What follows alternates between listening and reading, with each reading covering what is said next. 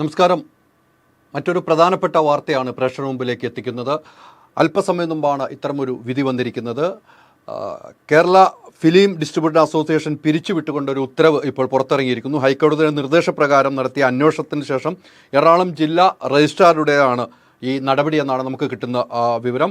മുൻ ഭരണസമിതി അംഗം 2016 മുതൽ എടുത്ത എല്ലാ തീരുമാനങ്ങളും റദ്ദാക്കിക്കൊണ്ടാണ് ഇപ്പോൾ ഒരു ഉത്തരവ് വന്നിരിക്കുന്നതെന്നാണ് നമുക്ക് കിട്ടുന്ന വിവരം. നിലവിലെ ഭരണസമിതിയിൽ അഴിമതി ആരോപിച്ചുകൊണ്ട് മുൻ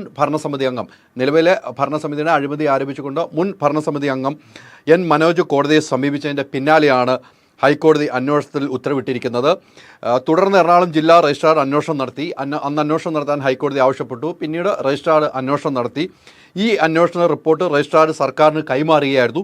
ഇതോടെ സർക്കാർ കേരള ഫിലിം ഡിസ്ട്രിബ്യൂട്ടർ അസോസിയേഷൻ പിരിച്ചുവിടാൻ തീരുമാനിക്കുകയായിരുന്നു എന്നുള്ള വിവരമാണ് നമുക്ക് ലഭിച്ചിരിക്കുന്നത്. എന്നാൽ ഇത് നിയമപരമായി നിലനിൽക്കില്ല എന്ന് തന്നെയാണ് ഇപ്പോൾ വിതരണക്കാരുടെ അസോസിയേഷൻ്റെ ഭാരവാഹികൾ നമ്മളെ അറിയിച്ചിരിക്കുന്നത്. ഇതുമായി ബന്ധപ്പെട്ട് നമ്മൾ വിതരണക്കാരുടെ അസോസിയേഷൻ്റെ വൈസ് പ്രസിഡന്റുമായി സിയാദ് ഖോക്കറുമായി നമ്മൾ ഫോണിൽ സംഭാഷണം നടത്തിയിരുന്നു. അദ്ദേഹം പറയുന്നത് ഇത് നിയമവിരുദ്ധമാണ്, ഇത് ഒരു കാരണവശാലും നടപ്പിലാക്കാൻ കഴിയില്ല, കാരണം ഏകപക്ഷീയമായ ഒരു തീരുമാനമാണ് എന്നാണ് അദ്ദേഹം നമ്മളെ അറിയിച്ചത്. ഏകപക്ഷീയമായ ഒരു തീരുമാനമാണ്. സിയാദ്, ഇപ്പോൾ കോടതിയിലെ സർക്കാരിൻ്റെ ഒരു ഉത്തരവ് വന്നിരിക്കുന്നത് ഡിസ്ട്രിബ്യൂട്ടർ അസോസിയേഷൻ പിരിച്ചുവിട്ടതായി. എന്താണ് ഇതിന്റെ വാസ്തവം? അതങ്ങനെയല്ല, ഏകപക്ഷീയമായിട്ടുള്ള ഒരു ഉത്തരവാണ്. അത് കോടതിയിൽ ചലഞ്ച് ചെയ്യും. അത് കോടതിയിൽ ഞങ്ങൾക്ക് ചലഞ്ച് ചെയ്യാൻ പറ്റും. അതൊന്നും നടപ്പിൽ വരുത്തുന്ന കാര്യം ഏകപക്ഷീയമായതുകൊണ്ട് തീർച്ചയായിട്ടും കോടതിയിൽ അത് ചോദ്യം ചെയ്യപ്പെടുകയും റദ്ദ് ചെയ്യുകയും ചെയ്യും. ഇത്തരമൊരു നടപടി നേരത്തെ മുൻ ഭരണസമിതി ആരോപിച്ച ആരോപണങ്ങൾ ശരിവെക്കുന്ന നിലയിലാണ് കോടതി രജിസ്ട്രാർ അന്വേഷണത്തിൽ കണ്ടെത്തിയിരിക്കുന്നതെന്ന് പറയുന്നത്. അതിലെന്തെങ്കിലും വാസ്തവമുണ്ടോ? ഒന്നുമില്ല.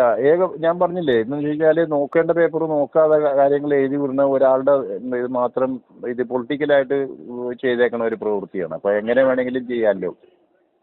തീർച്ചയായിട്ടും ഈ കോടതിയിൽ നിന്ന് ഉത്തരവിട്ട് രജിസ്ട്രാർ നമ്മളുമായിട്ടൊന്നും ചോദിച്ച് മനസ്സിലാക്കുകയൊന്നും ചെയ്തിട്ടുണ്ട്. പക്ഷെ അത് വേണ്ടമാതിരി മനസ്സിലാക്കിയിട്ടില്ല.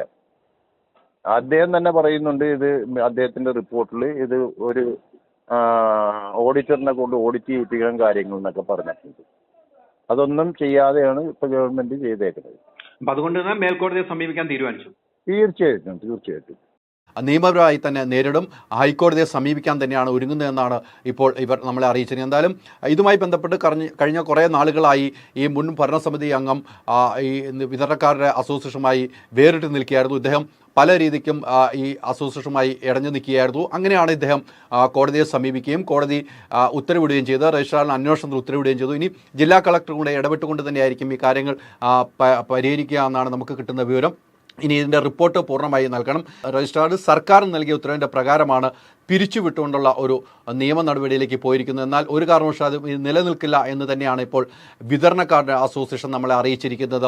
ഈ പറഞ്ഞതുപോലെ കഴിഞ്ഞ കുറേ നാളുകൾക്ക് മുമ്പാണ് പുതിയ ഭരണസമിതി അധികാരത്തിലേക്കുന്നത്. ലിസ്റ്റ് സ്റ്റീഫൻ പ്രസിഡന്റ് ആയിക്കൊണ്ട് അധികാരത്തിലേക്കുന്നു. അതോടൊപ്പം തന്നെ മണിയണ്ണൻ സെക്രട്ടറിയായും വൈസ് പ്രസിഡന്റായി സിയാദ് ഖോക്കറും അതോടൊപ്പം തന്നെ മറ്റു ഭാരവാഹികളും ഉൾപ്പെടുന്ന ഒരു ഭരണസമിതി മുന്നോട്ട് വരികയും അന്ന് കോടതി വിധി സമ്പാദിക്കാനിരിക്കുന്നതിൻ്റെ ഇടയിലായിരുന്നു ഈ ഭരണസമിതി അധികാരത്തിലേറ്റത്. അന്ന് ഭരണസമിതി അധികാരത്തിൽ വരികയും പിന്നീട് നാളുകൾ കഴിഞ്ഞതിന് ശേഷമാണ് ഇത്തരമൊരു അന്വേഷണത്തിന് ഉത്തരവിടുകയും അന്വേഷണത്തിന് ഉത്തരവിൻ്റെ കാര്യങ്ങൾ രജിസ്ട്രാർ അറിയിച്ചതിൻ്റെ ഭാഗമായി സർക്കാർ ഇത്തരമൊരു തീരുമാനമെടുത്തത്. സർക്കാരിന് ഈ അസോസിയേഷൻ പിരിച്ചുവിടാനുള്ള അധികാരമുണ്ടോ എന്ന കാര്യത്തിലെല്ലാം ഇനി സംശയം ബലം വയ്ക്കുകയാണ്. കാരണം ഇത് ഈ അസോസിയേഷൻ്റെ ഭാരവാഹികൾ പറയുന്നത് ഒരു കാരണവശാലും അത്തരം ഉത്തരവ് അംഗീകരിക്കാൻ കഴിയില്ല.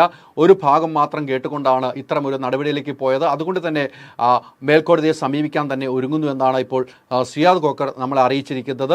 എന്തായാലും വരും ദിവസങ്ങളിൽ ഇതുമായി ബന്ധപ്പെട്ട കൂടുതൽ ചർച്ചകളുണ്ടാകും. ഈ നിർമ്മാതാക്കളുടെ അസോസിയേഷനും ഡിസ്ട്രിബ്യൂട്ടർ അസോസിയേഷനെല്ലാം ഇപ്പോൾ കൈകോർത്തുകൊണ്ട് പല പ്രശ്നങ്ങളും നേരിട്ടിരുന്നു. ഇതിനെല്ലാം മാറ്റിമറിക്കുന്ന നിലയിൽ ചില ആളുകൾ ഒത്തുചേർന്നുകൊണ്ട് ഇത്തരം നടപടിയിലേക്ക് പോയതാണെന്ന ഒരു ആരോപണവും ഇപ്പോൾ വിതരണക്കാരുടെ അസോസിയേഷൻ ഉന്നയിക്കുന്നുണ്ട്. അതൊന്നും മുഖവിലേക്ക് എടുക്കില്ല എന്ന് തന്നെയാണ് ഇവർ പറയുന്നത്. എന്തായാലും കുറേ നാളുകളായുള്ള പ്രശ്നത്തിന് ഒരു പരിഹാരം കാണുന്ന നിലയിലേക്കാണ് ഇപ്പോൾ സർക്കാരിൻ്റെ ഭാഗത്തു നിന്നും ഒരു നടപടി ഉണ്ടായത്. എന്നാൽ ഇതൊരു കാരണവശാലും നിലനിൽക്കില്ല എന്ന കൃത്യമായി തന്നെയാണ് സിയാദ് ഖോക്കർ അറിയിച്ചിരിക്കുന്നത്. അതുകൊണ്ട് തന്നെ ഹൈക്കോടതിയെ സമീപിക്കും. മേൽക്കോടതിയെ സമീപിച്ചുകൊണ്ട് ഇതിന് സ്റ്റേ വാങ്ങും എന്ന നിലയിലേക്ക് പോകുന്നു. അതിനുശേഷം അടുത്ത നടപടിയുമായി മുന്നോട്ട് പോകുമെന്നാണ് നമുക്ക് കിട്ടുന്ന വിവരം. എന്തായാലും വിതരണക്കാരുടെ അസോസിയേഷൻ തിയേറ്റർ ഉടമകളൊക്കെയായി വലിയ രീതിയിൽ വാക്കുതർക്കം ഉണ്ടായിക്കൊണ്ടിരിക്കുന്ന സമയമാണ്. ഫിയോക്കുമായി ബന്ധപ്പെട്ട് വലിയ പ്രശ്നങ്ങളിലേക്ക് പോയി. പിന്നീട് ചേംബർ ഉൾപ്പെടെ ഉള്ളവർ ഇടപെട്ടെങ്കിലും അതിനൊന്നും ഒരു തീരുമാനമാകാതെ നിൽക്കുന്ന സാഹചര്യത്തിലാണ് ഇത്തരമൊരു നടപടി സർക്കാരിൻ്റെ ഭാഗത്തു നിന്നുണ്ടായത്. ഇത് ചോദ്യം ചെയ്തുകൊണ്ട് തന്നെയാണ് ഈ വിതരണക്കാരുടെ സംഘടന മുന്നോട്ട് പോകാൻ തീരുമാനിച്ചിരിക്കുന്നതെന്ന വാർത്തയാണ് ഇപ്പോൾ പ്രേക്ഷകർ മുമ്പിലേക്ക് ഞാൻ എത്തിക്കുന്നത്. ഓക്സിജനിൽ വമ്പിച്ച വിലക്കുറവുമായി കേരളം കൂളാകും AC discount sale. Oxygen, the cooling expert.